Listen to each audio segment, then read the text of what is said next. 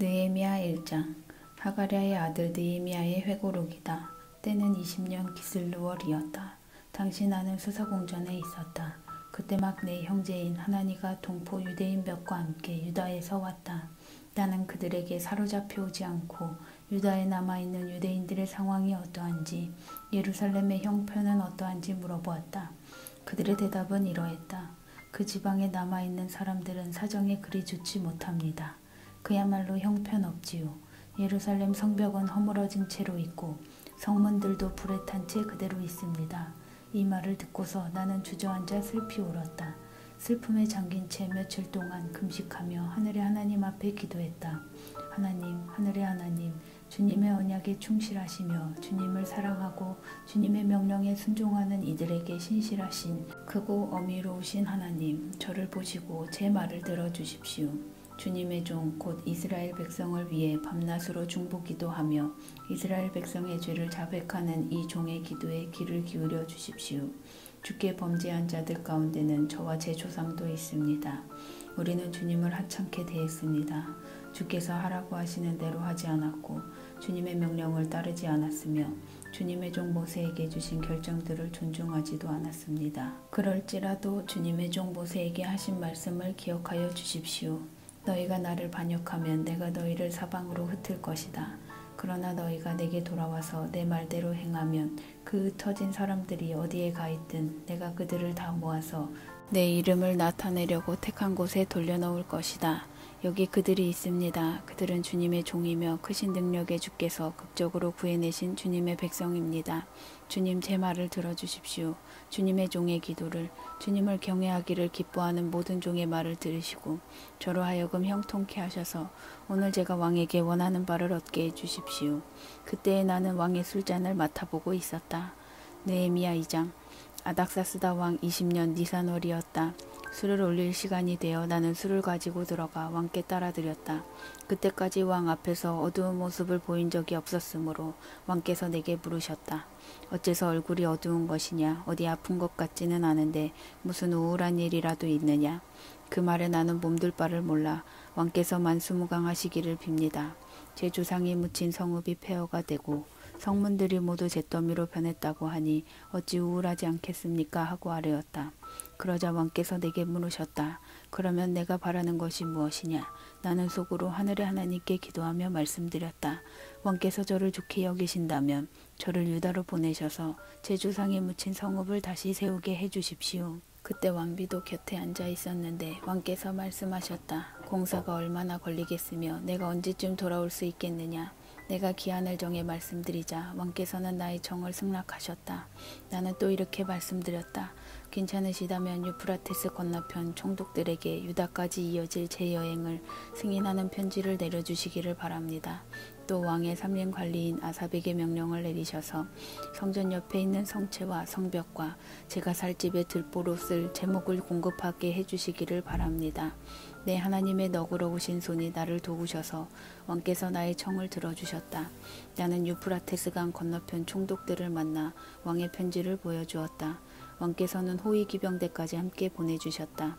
호론 사람 산발락과 암몬 사람 관리 도비야는 이 소식을 듣고 몹시 못마땅해했다. 이스라엘 백성의 이익을 위해 누가 온다는 것이 그들로서는 언짢은 일이었다. 그렇게 해서 나는 예루살렘에 도착했다. 거기서 사흘을 머문 후 나는 한밤중에 일어나 밖으로 나섰다. 즉금 몇 사람이 나와 함께했다. 하나님께서 예루살렘을 위해 내 마음속에 두신 일을 나는 아무에게도 말하지 않았다. 우리에게 짐승이라고는 내가 탄 것밖에 없었다.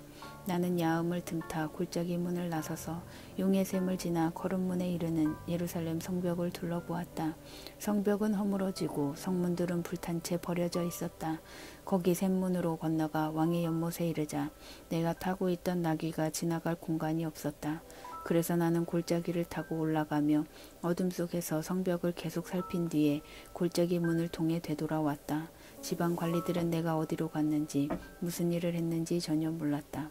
유대인이나 제사장이나 귀족이나 지방 관리나 직책을 가진 그 누구에게도 내가 한마디도 하지 않았기 때문이다. 성벽을 돌아보고 난 뒤에야 나는 그들에게 말했다. 현실을 똑바로 보십시오. 우리는 지금 어려운 고비에 처해 있습니다. 예루살렘은 폐허가 되었고 성문들은 불타버렸습니다. 어서 예루살렘 성벽을 쌓아서 다시는 이런 수모를 받으며 살지 말아야 합니다. 나는 하나님께서 어떻게 나를 지지하시며 왕이 어떻게 나를 후원하고 있는지 그들에게 말했다. 그러자 그들이 대답했다. 같은 생각입니다. 어서 시작해야겠습니다. 그들은 당장이라도 나설 듯이 소매를 걷어붙였다. 호론 사람 산발락과 암몬 사람 관리 도비야와 아랍 사람 게셈이 이 소식을 듣고 우리를 비웃으며 조롱했다. 하, 당신들이 도대체 뭘 하겠다는 거요? 감히 왕을 배반하겠다는 거요? 내가 대받아쳤다. 하늘의 하나님께서 반드시 우리를 도와 성공하게 하실 것이요. 우리는 그분의 종이니 열심히 일하여 성벽을 재건할 것이요. 쓸데없는 간섭은 마시오. 당신들은 이 일에 발언권이 없을 뿐더러 예루살렘과도 아무 상관이 없소. 느헤미야 3장. 대제사장 엘리야십과 동료 제사장들이 함께 일어나 밖으로 나섰다. 그들은 양문에서부터 시작했다. 그곳을 보수하여 문짝을 달고 100망대와 하나넬 망대에까지 성벽을 쌓았다. 여리고 사람들이 그들과 나란히 작업했고 그들 옆에서는 이므리의 아들 삭굴이 작업했다. 물고기 무는 하스나 형제들이 세웠다. 그들은 그것을 보수하여 문짝을 달고 자물쇠와 빗장을 만들어 달았다. 그 옆에서는 학고스의 손자요 우리아의 아들인 무레못이 작업했다. 그 옆은 무세사벨의 손자요 베레기아의 아들인 무술람이 작업했다. 그 옆은 바하나의 아들인 사독이 작업했다. 그 옆은 드고아 사람이 작업했다. 다만 귀족들은 예외였다. 그들은 자기들 공사 책임자와 함께 일하려 하지 않았고 그런 일로 손을 더럽히는 것을 거절했다. 여사나무는 바세아의 아들 유야다와 부소드야의 아들 무술람이 맡았다. 그들은 그것을 보수하여 문짝을 달고 자물쇠와 빗장을 만들어 달았다. 기브온 사람 블라디아와 메로노 사람 야돈 그리고 유프라테스 건너편 총독의 관할 아래 있는 기브온과 미스바 사람들이 그들과 나란히 작업했다. 할헤야의 아들 금세공업자인 우시엘이 그 옆에서 작업했고 그 옆은 향수를 만드는 하나냐가 작업했다. 그들은 넓은 벽에 이르기까지 예루살렘 성벽을 다시 세웠다. 다음 구간은 예루살렘 반쪽 구역의 책임자이자 후르의 아들인 르바야가 작업했다. 그 옆으로 하노맙의 아들 여다야가 자기 집 앞에 성벽을 다시 세웠다. 하삼느야의 아들 핫두스가 그 옆에서 작업했다. 하림의 아들 말기야와 바하모압의 아들 핫숲은 풀무망대가 포함된 다른 구간을 보수했다.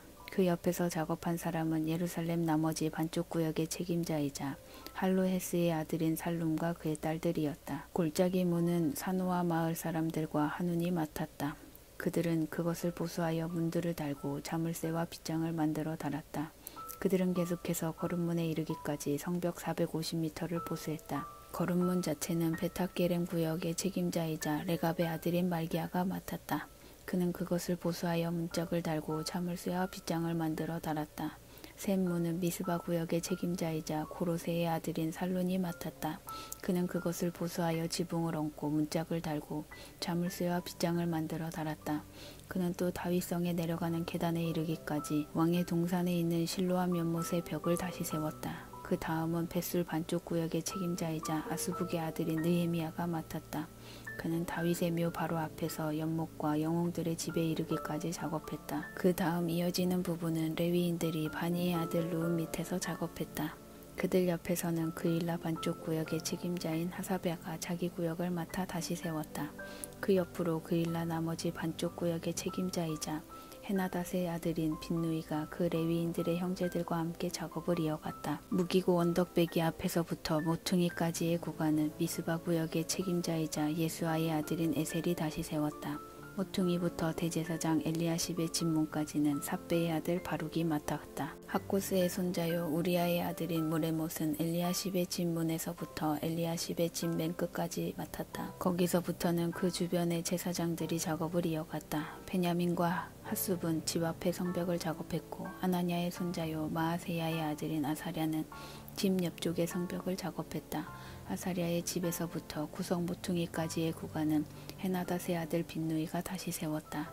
우세의 아들 발랄은 모퉁이와 망대 맞은편을 작업했는데 망대는 수비대 뜰 근처 위 왕궁에서 튀어나와 있었다.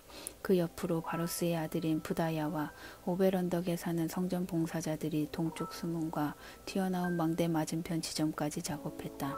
튀어나온 큰 망대에서부터 오벨 성벽까지의 구간은 드고아 사람들이 맡았다. 말문 위로는 제사장들이 작업했는데 각 제사장이 자기 집 앞에 성벽을 보수했다.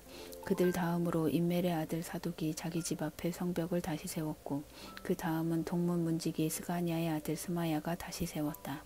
그 다음은 셀레미야의 아들 하나냐와 살랍의 여섯째 아들 하눈이 다시 세웠다. 그 다음으로 베레기야의 아들 무술람이 자기 헛간 앞에 성벽을 재건했다. 금 세공업자 말기야는 성전 봉사자와 상인들의 집에까지 그리고 검사문과 모퉁이 다락까지의 성벽을 보수했다. 모퉁이 다락과 양문 사이는 금 세공업자와 상인들이 보수했다.